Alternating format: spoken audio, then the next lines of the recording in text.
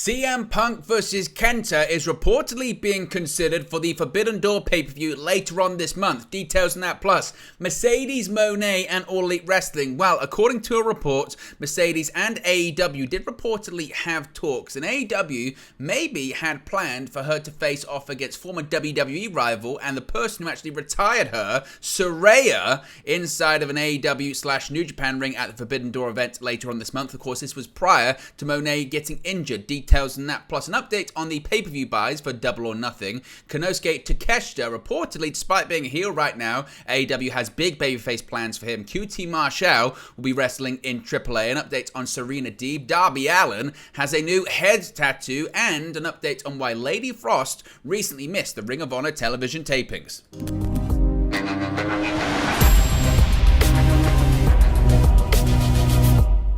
Hey guys, welcome back to Wrestling News 365. Hope everyone is doing very well. As always, there are plenty of news stories to get into in the world of All Elite Wrestling. And let's start off talking about who else but CM Punk and possible plans for the former AEW World Champion once he does make his return to television later on this month. And a possible match for him at the New Japan crossover show Forbidden Door. Of course, the same pay-per-view that last year he was forced to miss due to a foot injury. Initially, he was going to face Hiroshi Tanahashi. But this year, could he be facing Kenta? And certainly, there's a big story when it comes to their rivalry over the years. AEW and New Japan Forbidden Door, of course, won many people's vote for Event of the Year in 2022, and according to Sean Ross Sapp of Fightful Select, it's already off to a big start with a sellout crowd and 2 huge matches already announced. But wait, there is more. This past week, New Japan Pro Wrestling star Kenta tweeted that he'd be interested in working the Forbidden Door pay-per-view if the money was right. It would appear that indeed the money is right, because Sean Ross Sapp of Fightful Select is reporting that they have learned this week that the working plan was for Kenta to indeed work the pay-per-view in Canada. Kenta actually worked AEW Dynamite back in April of 2021, teaming with Kenny Omega to face Jon Moxley and Lance Archer. Now, Fightful haven't heard that Kenta's deal to appear at the show is finalized, but both companies are operating on the assumption that indeed he will be there. However, the internally discussed opponent brings a different gravity to this situation. Sean Ross Sapp of Fightful Select is reporting that they have learned that none other than 2-time AEW World Champion CM Punk has been discussed as Kenta's opponent, which could help bring closure to an over decade-long back and forth between the two men. Throughout their careers, of course, each man has taken shots at the other, emanating from Punk's using Kenta's go-to-sleep finishing move, certainly throughout the entirety of his WWE run and also his AEW run as well. Kenta said recently he no longer cares about that, but wants a lot of money for Forbidden Door. Now, once these reports and rumors came out last night, Kenta, he actually responded to, what could be a very interesting match. While nothing is confirmed, of course, there has at least been discussion of Kenta facing CM Punk after a decades-long beef over their shared finishing move, the GTS. Now, Kenta has responded on Twitter, writing, quote, "Oh, hell no, tell Tony Khan, give me the bag." Kenta recently beat AEW signee Nick Wayne for the Defy Championship in the independent promotion known for a good working relationship with AEW. Defy will have independent shows partnering with Progress Wrestling in both Toronto and London ahead of AEW's upcoming pay-per-views. There is certainly one star, AEW star, who's guaranteed for a future match against Kenta. That's Eddie Kingston. Kenta will put the New Japan Strong Openweight Championship on the line against Kingston at the New Japan Strong Independence Day event in Korakuen Hall on July 4th in Japan. But certainly, it looks like definitely there might be plans for this one. So, is this something you're excited to see? Is this something you think could happen? CM Punk versus Kenta on an already stacked card that features Will Ospreay versus Kenny Omega, Kazuchika Okada versus Bryan Danielson, and CM Punk versus Kenta. My goodness me, what are your thoughts on all of those matches? Let me know your thoughts in the comment section below. Speaking about CM Punk too, he's been advertised for more shows and more dates. The location for the July 29 episode of AEW Collision was announced as the XL Center in Hartford, Connecticut via Twitter, and the announcement for the event prominently features the soon-to-be returning CM Punk front and center. Other stars advertised for the Collision taping include the House of Black, Scorpio Sky, Miro, Thunder Rosa, Powerhouse Hobbs, Andrade El Idolo, and Samoa Joe. The first episode of Collision will premiere on Saturday, June 17, with the taping taking place at the United Center in Chicago, Illinois. This past week on AEW Dynamite, AEW President Tony Khan appeared on the show to announce that the first Collision main event will pit CM Punk and FTR against Samoa Joe, Switchblade Jay White, and Juice Robinson. The event will mark Punk's return to AEW for the first time since September, where he suffered a torn triceps injury, let loose during a controversial press scrum and reportedly got into a physical altercation involving Kenny Omega and the Young Bucks after that. In addition to Punk, it appears Collision will place an emphasis on other AEW stars that haven't been featured as heavily on Dynamite. That includes many of those advertised for the upcoming Hartford, Connecticut show. Conflicting reports have emerged regarding the possibility of a roster split in AEW, and as of now, it's unclear if talent will be strictly relegated to one brand or they will appear on both shows. Tickets for the July 29 event go on sale Monday, July 3rd at 10 a.m. Eastern. Additionally, the XL Center has stated that the pre-sale information would be forthcoming, giving fans an opportunity to get their hands on tickets before the general sale date. Now, when it comes to CM Punk as well and his upcoming return to AEW, Punk is dedicating his run or his return to the company to, you could probably guess who it probably is, none other than Bret the Hitman Hart, because again, CM Punk is the biggest Bret fan out there, probably along with FTR as well. Punk, as I mentioned, has reportedly pitched to work with both Samoa Joe and Switchblade Jay White amid his return to AEW, and he's been training for his upcoming in-ring return. Taking to Instagram, Punk shared a reel of him preparing for his return to AEW, wearing a Bret Hart hoodie. Punk captured the clip, quote, "For Bret." So Punk seemingly dedicating his return to AEW to the WWE Hall of Famer that he admires so greatly. Now, going back to Forbidden Door, let's talk about Mercedes Mone, and let's talk about possibly a match that could have happened if indeed she hadn't got injured. Now, of course, right now, still, as of Friday, June 9th, we haven't seen Mercedes Mone in All Elite Wrestling, but it's not necessarily off the table, and AEW reportedly, according to Sean Rossap of Fightful Select, has inquired about her availability. Sports Illustrated ran a story recently indicating that Mercedes and AEW had been in talks. Now, Fightful said they can't confirm as much as that, but have details on AEW's interest prior to her injury at New Japan's recent Resurgence show.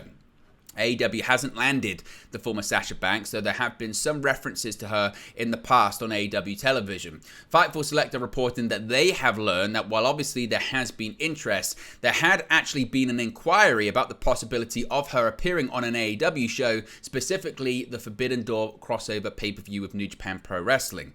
Those with knowledge of the situation claim that AEW had spoken to New Japan, or those with ties to New Japan Pro Wrestling, basically Rocky Romero, in an effort to facilitate the appearance. However, Fightful haven't learned if any progress was made in that sense.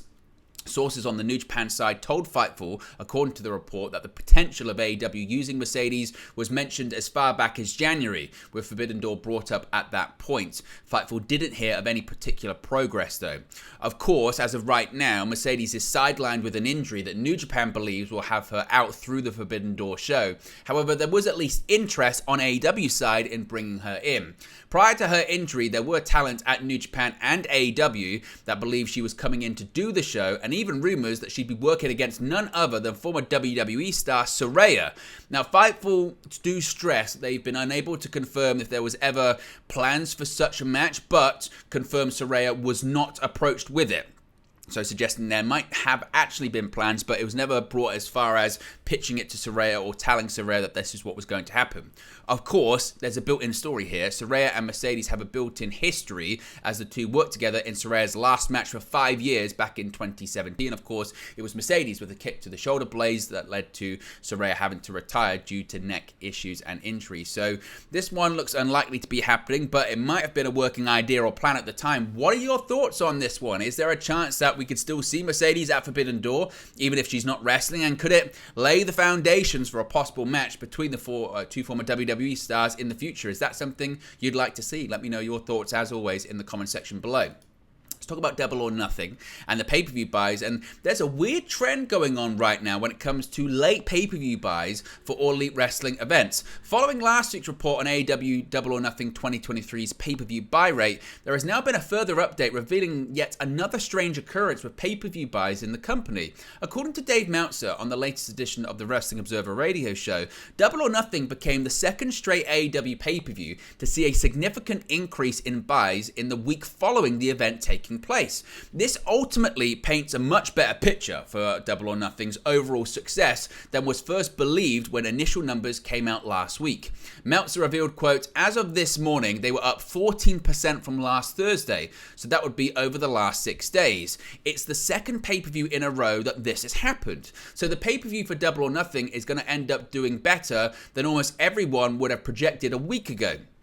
As Meltzer mentioned, this late increase follows the same occurrence from March's Revolution pay-per-view, albeit at a slower rate and a lower rate. Meltzer noted in last week's Wrestling Observer newsletter that Revolution saw a staggering 30.7% increase in pay-per-view buys the week after the event aired. Nevertheless, the updated figures will paint a much more successful picture of Double or Nothing overall, something that became a topic of discussion recently. So what are your thoughts on that pattern? Why do you think that is? Is that because the discussion of the Anarchy in the Arena match and maybe the four-way match, is that why? Or is this just a new trend for pay-per-views for AEW moving forward? Certainly a really interesting one. Konosuke Takeshita, of course, he's front and center right now, and ever since he turned his back on Kenny Omega and the Elite at Double or Nothing, the mood has changed around Konosuke Takeshita. Once beloved by the AEW faithful, Takeshita is now getting some of the most hostile reactions in wrestling by virtue of his new association with Don Callis. So what's the plan for Takeshita moving forward as a pretty substantial piece in AEW right now? Well, according to Wrestling Observer Radio, that's going to take a bit of time to fully fall into place. The idea is for Takeshita to one day be seen as one of the biggest babyfaces AEW has to offer. That, reportedly, is the long-term vision of AEW President Tony Khan. However, in order to elevate into such a position down the road, Callis' new protege will have his heel stretched for the time being.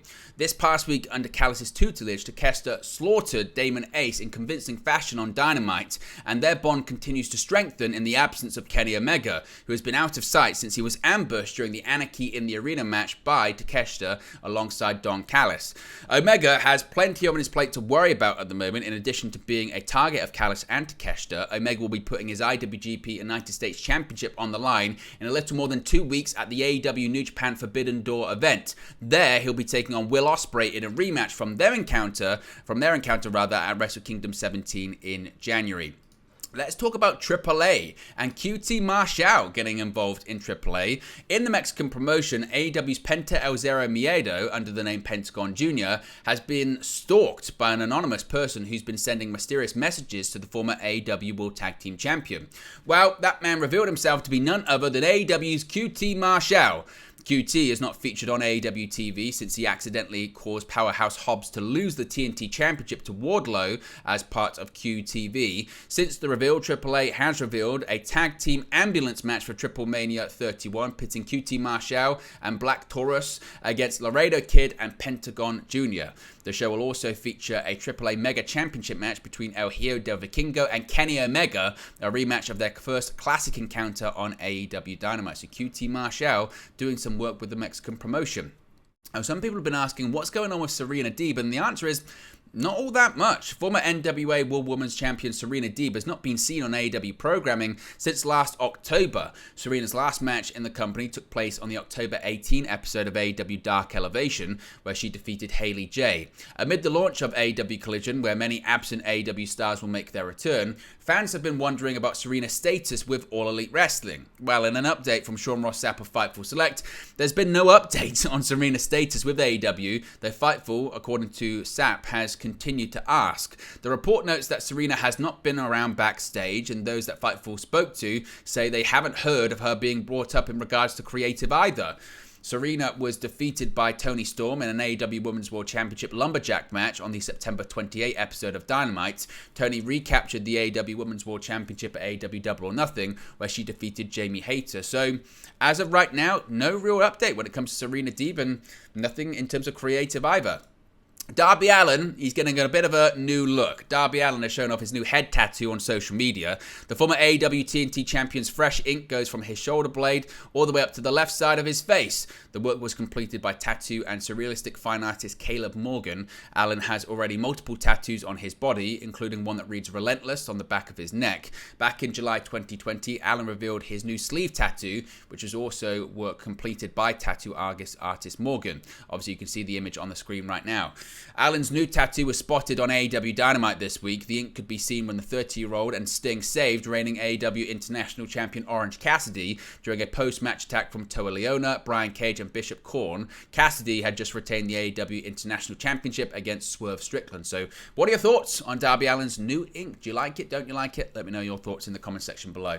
Finally, Lady Frost was absent from the recent Ring of Honor TV tapings, and we know why. Lady Frost was reportedly scheduled to be at Ring of Honor's latest set of television tapings this past weekend in Orlando, Florida. According to Sean Ross Sapp of Fightful Select, the former Impact Wrestling star was unable to make it due to travel issues. Frost's most recent Ring of Honor match took place on the May 18 episode of ROH on Honor Club, where she emerged victorious in a singles bout against Miranda Elise. The encounter was taped earlier that same month. Despite allegedly encountering some travel woes, Frost did perform at All Elite Wrestling's House Rules Tour show in Huntsville, Alabama, those being the house shows, on Saturday night. Frost unsuccessfully challenged Chris Statlander for the AEW TBS Championship at that event. Frost had participated in 3 televised matches for Tony Khan's promotion prior to the Huntsville show, with her latest on-screen bout coming on the May 24 episode of AEW Dynamite, losing to Taya Valkyrie in a one-on-one match. The 38-year-old began her pro wrestling career in March 2018, making her debut on Raw in a squash match against the current Raw Women's Champion Asuka. Frost has also performed for promotions such as the NWA, CMLL in Mexico, along with other promotions too. So there you go, guys. It's the latest AEW news for you. Be sure to smash a like on the like button. Be sure to subscribe bottom right-hand corner. As always, let me know your thoughts in the comment section below, and I'll speak to you again very, very soon. Hey guys, thank you for watching, listening, streaming, or however you come across this video today. Be sure to click on the video on the right there to watch our next video, or click the bottom there to subscribe, or the bottom right-hand corner. Thank you very much, and I'll speak to you again very soon.